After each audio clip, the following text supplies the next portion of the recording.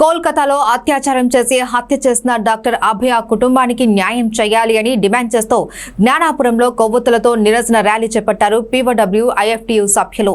Doctor అభయ కేసును supreme court sitting జడ్జితో విచారణ జరిపించాలి అని, బాధిత కుటుంబానికి న్యాయం చేయాలి అని, నిందితుల్ని కఠినంగా శిక్షించాలి అని డిమాండ్ చేశారు. వారు పలు ప్రదేశాలలో బయట మహిళలకు రక్షణ కల్పించాలి అని, 3 వారాలైనా డాక్టర్ అభయ కేసులో పురోగతి లేకపోవడం దారుణమని మండిపడ్డారు పీవడబ్ల్యూ సభ్యులు.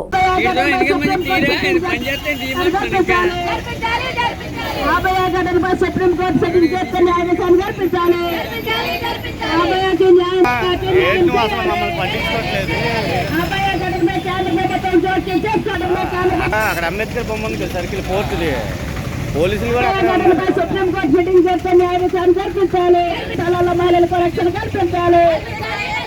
ఇంకా బయట పని స్థలాల్లో మహిళలకు రక్షణ కల్పించాలి. అరెస్టు చేయాలి. అభయ ఘటనపై ప్రభుత్వం నిర్లక్ష్య వైఖరి. అభయ ఘటనపై సుప్రీం కోర్టు సిట్టింగ్ చేస్తే న్యాయ విచారణ జరిపించాలి.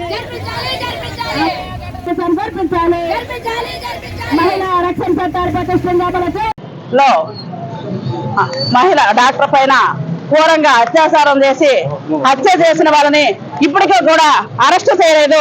హత్య చేసిన వాళ్ళని వెంటనే అరెస్టు చేయాలని ఈ రోజు దేశవ్యాప్తంగా కొవ్వొత్తుల ప్రదర్శన ఈ కార్యక్రమం చేయడం జరుగుతుంది. అందులో భాగంగానే ఈ రోజు ఈ కార్యక్రమం చేస్తున్నాం.